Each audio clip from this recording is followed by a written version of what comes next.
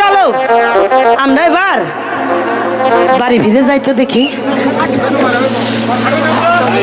রূপান রূপান কেন মাগি রূপান কি বাড়িটা সোনা রূপান এই তো এখানে খারাপ থাক আমি দেখে আসি। আর রূপান না কোনো সারা শব্দ দেখতেছি না। এই তুমি কে রা তুমি কেনা আমারে নাক ডাক দিয়া তুমি রূপ বন্ধে দাও তোমার বাপ কি আরে আরে কি হয়েছে আমারে বলো। আগে তো রূপবানকে দেখতে হবে তারপরে তো বলতে হবে। তুমি কি বিয়ে করবে? তা তুমি কেনা আমি কে রা তুমি শুনবে আবার তো তুমি আমার লেগে পাগল হবে না।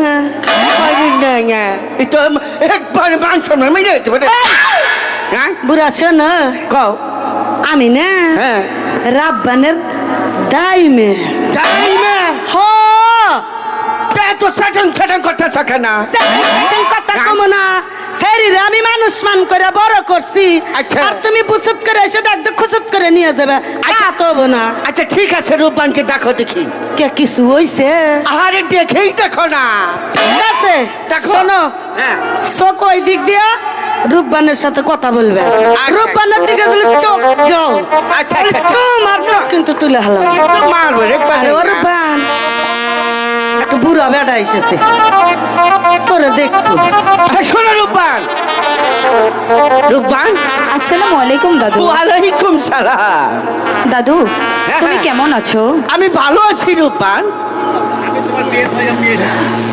আর রূপবান শোনো, আমি যে তোমার বিয়ের পয়গাম নিয়ে এসেছি রূপবান। তোমার না আমি বলছি তুমি হেদিকে তাকায় হেদিকে কথা কবে আচ্ছা ঠিক আছে, ওই দিকে তাকে এই কথা বলতেছি। রূপবান, তুমি তো নীরব হয়ে রইলে কেন? আমি যে তোমার বিয়ের পয়গাম নিয়ে এসেছি। কার সঙ্গে তা বলবো ওই 12 দিনের শিশু ওই রহিমের সাথে তোমার যে বিয়ে রূপবান। হাই হ্যাঁ? শোনো শোনো